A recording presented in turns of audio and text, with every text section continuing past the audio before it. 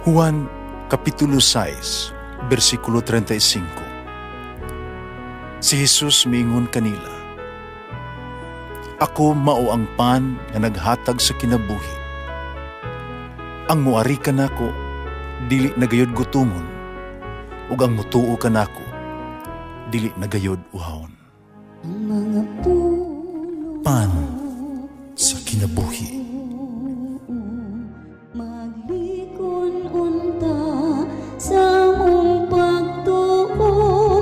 Gagakakabi sa pagtuman sa imong mahal nga kasuguan. Ang Ginoo na kaninyo. Santo si Ebanghelyo sumala ni San Mateo. Migamit na usab sa Jesus o mga sambingay sa iyang pagpagigsulti sa mga tao.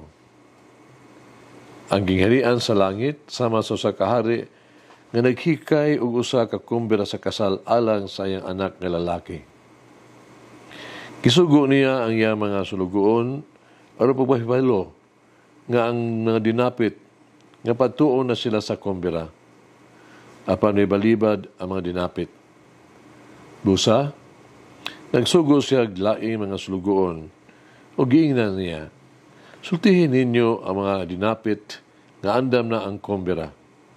Giihaw na ang ako ang baka o ang gipatambok nga nati o nahikay na ang tanan. Pangari na kamo sa kumbira sa kasal." Panwala magtagad ang mga dinapit. Nagpadayon sila mga buluhaton. Ang usa miadto sa iyang uma, ang usa niadto sa iyang tindahan, ang uban, samtang ang uban midakop sa mga sulugoon, gibudalan, gipatay sila. Tungod niini, nasuko pag-ayo ang hari, gipadala niya yung mga sundalo, gipamatay kadto mga mamumuno, o gisunog ang ilang syudad. Niya gitawag niya ang iya mga sulugoon, o giingnan, "Andam na nga ako ang kumbira sa kasal, pandili angay ni ini ang mga tao nga akong ginapit. Busa, pangadto kamo sa kadalanan, dapita ang tanan nga inyong mahikaplagan." Ang mga sulugoon nangadto sa kadalanan ug ilang gidala ang tanan nga ilahang nakaplagan, maayo og daotan, ug napuno sa mga tao ang dapit sa gikumbirahan. Unya, misulod ang hari aron pagtan-aw sa mga dinapit. Panakita niya, usa ka tawo nga wala magsulo sa bisti sa kasal. Gibangutanan siya sa hari, "Higala, usa man nimo pagsulod dinhi, wala ka man magsulo sa bisti sa kasal." Para wala mo tingog ang tao. Namiingon ang hari sa iyang mga tinusulugoon, "Gapusa ninyo ang iyang mga kamot, tiil o ilabog siya ngadto sa kangitngitan sa gawas. Dito maghilak siya magkagot ang iyang ngipon." Gitapos na Jesus sa sambingay sa pag-ingon, "Kay daghan ang gidapit apan diutay ra ang gipili." Ang Ebanghelyo sa Ginoo. Pasalamati ang Ginoo kay siya maayo, ang iyang gugma mulungtad hangtod sa kahangturan. Pasalamati ang Diyos sa tanang mga Diyos, ang iyang gugma malungtaron.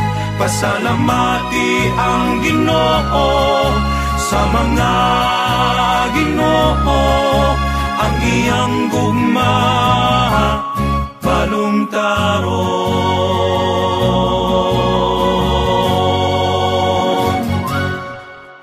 Ang sabingay karong adlaw sa kumbira sa kasal, nagpasabot kas kanunay nga pagtawag sa Dios alang kanato aron pagsulod sa iyang kingharian. Iyang panawagan, gihatag tungod sa iyang kaayo. Ang iyang pagpili kanato may usa ka gasa. Atong pagsulod sa gingharian, no? Kini tungod sa grasya sa Ginoo. Wala tayo gitawag na to claim, no? O katungod sa iyang tawag. Ang Dios sa iyang dakong gugma alang kanato nagbukas siyang gingharian sa tanan bisan unsa pa ang atong kahimtang sa katilingban o sa kagikan nato. Apan ang iyang tawag nagkinahanglan og usa ka tino sad dedikado nga tubag. Ug ato ang tubag mao pagpahiangay sa iyang mga lagda, sa iyang mga pamaagi. Kinahanglan ipauyon nato ang ato ang kaugalingon sa iyang kabubuton.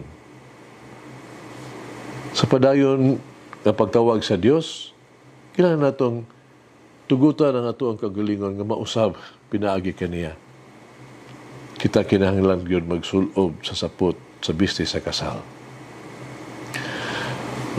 Ang ato ang mga bisnis sa kasal nagtumong sa tuang kinabuhi, nagibistihan sa maayong mga buhat, matinud-anon nga mga serbisyo.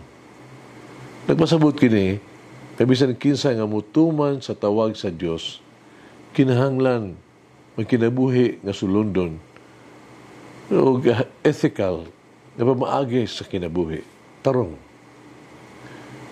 Sa Ebanghelyo karon adlaw atong makita, no? Ang tulo ka matang sa pagdumili sa tawag sa Dios. Una, kato silang himpit nga wala magtagad sa imbitasyon. Samtang sila milakaw o usa natupad isang uma, ang usa nato siyang negosyo. Napakita sila walay pagtagad sa pagpangandam gani. No? Saka itawag to sa kabuutan sa tagbalay sa Ginoo sa iyang awhag kanato imbitasyon. Nagunahuna lamang silang kaugalingon, silang panginahanglan, o silang kaugalingong kalihukan. Kaya nag-iminto pa sila mga gagmay kay mga pasangil. Sa mapaagi, ang mga tao lagmit mahimo sa side ta magkapulikita sa mga para mabaliwala nato ang tawag sa Dios. Ato ka na mahimo. Ang mga tao mas gusto sa ubang mga butang kaysa kalihukan. Kaysa malagmit, kaysa malambigit sila sa buhat sa Diyos. Ikaduha, gawa sa dayag nga pagdumili, sila bidangop gani o gitawag tog kapintasan. No? Ang mga sulugoon, nagipadala sa hari, nga naghatag o imitasyon, ginagmalan o gipatay. Kini pagdumili o pagpatay, kini nagpadayag kini sa usa ka sa gibuhat ngadto sa mga pinili, no? Kakatawhan ngadto sa mga propeta nga ipadala sa Dios ngadto kanila. Ang pagdumili sa pagkaminaw sa tawag sa Dios usahay muduha-duha siya pamaagi o magduduha sa iyang kabubuton. Kawas magdumili sa iyang pagdapit, sa kita mulapas sa mga sugo, o pagbuhat o sukwahi sa unsay gusto sa Dios gikan kanato. Ikatulo, ang pagdumili, ipakita usa pinaagi sa dili hingpit nga pag-andam, nga walay kasing-kasing, no? nga limpyo kasing-kasing. Ang bisita nga wala magbistis sa kasal, nagpasabot sa kinaiya sa pagpapakita lang, no? Pagtambong lamang. Ang mga tao may tambong. Paano wala sila itawag itong aktibong, dili sila andam. Gitubag sa mga taong imbitasyon sa Dios, apan pagkahuman, nibalik lang po sila sa kanhin nilang kinabuhi. Samtang ang usak mutubag sa tawag sa Dios, kinahanglan siyang magkabig. Ang kinahanglan nga ang mga kamot sa Dios mukabig kaniya, umausab sumala sa dagway sa Dios. Ato mga tanong karon atong kaugalingon. Ito na ba mga kausaban o pagkakabig sa itong kinabuhi? Ato ang kinabuhi ba o sa mga kinabuhi sa pagtubag? O sa kooperasyon? O sa pag-alagad sa Diyos? Mag-ampo kita, amahan namo, maghitagon mo po ang urang Diyos. Kituwag mo ako, na kayong imong nahatag. Maubsanon kong mangayo sa imong pasaylo, sa akong kapakyasan, sa pagpaminaw kanimo, sa pag-usik-usik sa imong mga gasa, sa wala paghatag importansya sa imong nabuhat diha kanako. Nasayod ako, nagiandam nimo ang tanan alang kanako. Kanunay nagdahona ka sa ako ang kayuhan ug sa akong kaluwasan. Pasaylo ako sa pagunahuna uban pa mga buhat kaysa ipunting ako ang atensyon o mga aksyon diha kanimo. Kasubo ko ang pagbaliwalawa kanimo. Pagsalikway kanimo. Kasubo ko ang pagpili sa mga butang sa mga tao imbis nga muduol kanimo alang sa imo mga tubag ug solusyon.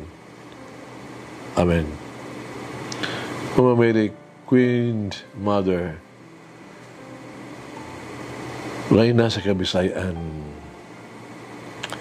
help me to wholeheartedly respond to the invitation of the Lord. Kailangan ang Diyos magagahom sa tanan, Amahan, Anak, Espiritu Santo. Amen. May the Lord of the divine mercy bless us all, heal us from all diseases and suffering. Ayun unta niya kita, tanang mga sakit na sa lawas o sa kalag, body and soul. In the name of the Father, the Son, and of the Holy Spirit. Jesus, I trust in you. Amen. Whoever eats the bread of life will never hunger, says the Lord. Kay galaan inyong nabati ang pagpaambit ug hamubong pamalandong sa pulong sa Dios pinaagi sa tulumanon pan sa kinabuhi nga gidumala ni Monsignor Daddy Silva. Hangtod na usab sa sunod higayon, daghang salamat.